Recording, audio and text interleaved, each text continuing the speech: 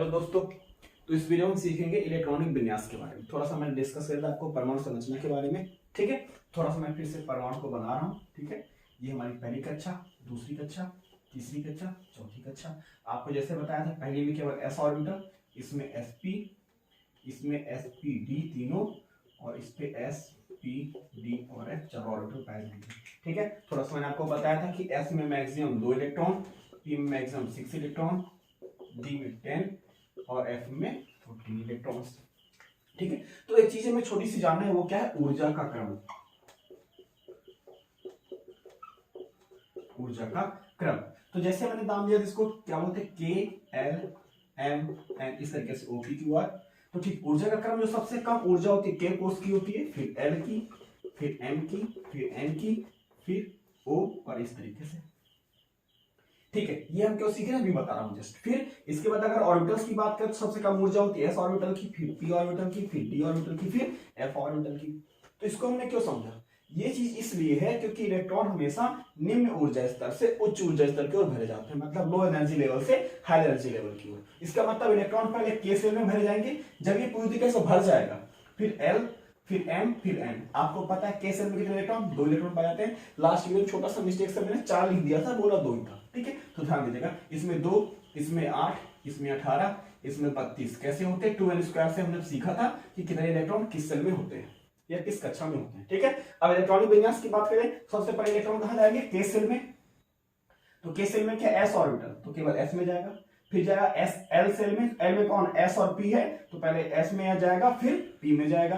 फिर किसकी बारी आएगी? एम सेल की, ठीक है। एम सेल की बात करें हम, तो एम सेल में पहले किस में जाएगा? एस में, फिर डी में, उस एस में, फिर पी में, उसके बाद फिर डी में। इस तरीके से भरे जाएंगे। सिंपल से इलेक्ट्रॉनिक विन्यास हम सीखते हैं। जैसे कि अगर मान लीजिए हम किसको लिखते हैं? नाइट्रोजन। परमाणु क्रमांक कितना होता है? 7।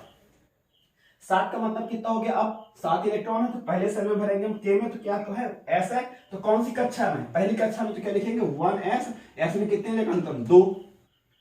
1 पहली कक्षा हमारी भर गई पूरी। अब किसकी बारी? एल सेल की। तो एल में कौन है? एस और पी, तो पहले किस में जाएगा? एस में। इसका मतलब 2s। एस में कितना अधिकतम? 2। फिर किसकी बारी है? 2s के बाद किसकी बारी है? 2p की बारी है। तो क्या लिखा हमने? 2p। तो काउंट करो, 2 2 4, कितने बचे? 3, तो 2p3, ठीक है। इसके बाद अगर हम बात करें किसकी? मैग्नीशियम। आपको पता है परमाणु क्रमांक 12, आपको उम्मीद करता हूं याद होगी कि मैंने आपको बोला था आवाज सारणी आपको याद करके रखना है, ठीक है।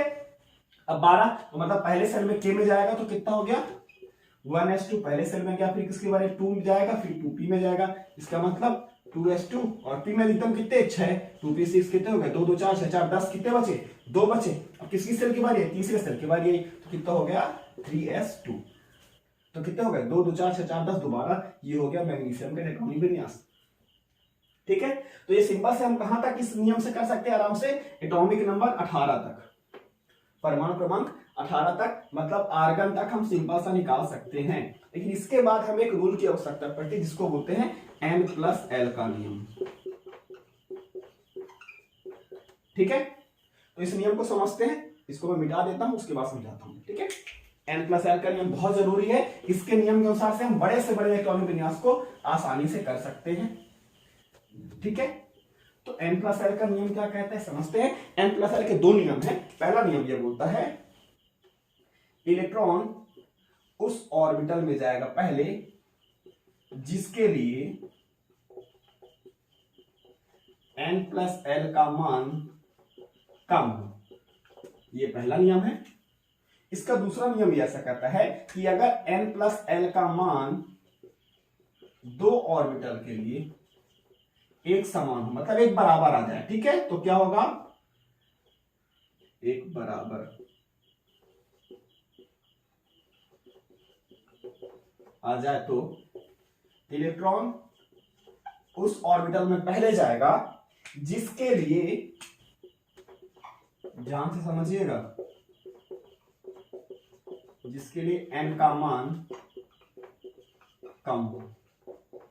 अब ये तो ठीक है, नियम क्या कहता है? इलेक्ट्रॉन पहले उस ऑर्बिटल में जाएगा जिसके लिए n+l का मान कम हो। अब अगर मान लीजिए कि 2 ऑर्बिटल के n+l का मान एक समान आ जाए, तो इलेक्ट्रॉन उसमें जाएगा जिसके लिए n का मान कम हो। समझ में आ गया ना? अब ये समझते n और l है क्या। तो n क्या एक्चुअली में कक्षों की संख्या है। क्या है? कक्षों की संख्या या नंबर ऑफ सेल। एल क्या है? एल कहलाती है द्विगंशीय क्वांटम नंबर। अब द्विगंशीय क्वांटम संख्या मतलब एजीमुथल क्वांटम नंबर। ये तो बड़ा आसानी काम है, देखिए एस पी डी एफ। तो एल का मान एस के लिए 0 होता है, पी के लिए 1 होता है, डी के लिए 2 होता है, एफ के लिए 3 होता है। बिल्कुल फिक्स यूज होगा भी अपन को क्वांटम संख्या में फिर से, तो याद कर लीजिएगा। ठीक है, तो एन का मान क्या है? कक्षकों की संख्या। जैसे मैंने क्या लिखा था 2s, तो उसका मतलब एन बराबर क्या होगा 2। जैसे मैं लिखता हूं, सिंपल सी बात है, जैसे मैं लिख देता हूं 2p 3s 3p। इनके लिए मैं निकालता हूं n प्लस एल का मान। तो इसके लिए जो शुरू में नंबर लिखा है ये क्या है? n का मान है। तो n बराबर कितना हो गया 2, l बराबर कितना हो गया? p के लिए कितना है 1, तो 1 बराबर आ गया 3, n बराबर 3, l का मान s के लिए कितना होता है 0, तो 0 तो आ गया 3। इसका मान n बराबर कितना 3, l का मान कितना है 1, तो कितना आ गया 4। तो पहला नियम यह कहता है कि इलेक्ट्रॉन उस ऑर्बिटल में जाएगा जिसके लिए n प्लस एल का मान कम हो, मतलब इन दोनों में से किसी एक में जाएगा। तो इसके लिए 4 है, इसके लिए क्या है 3 3 है।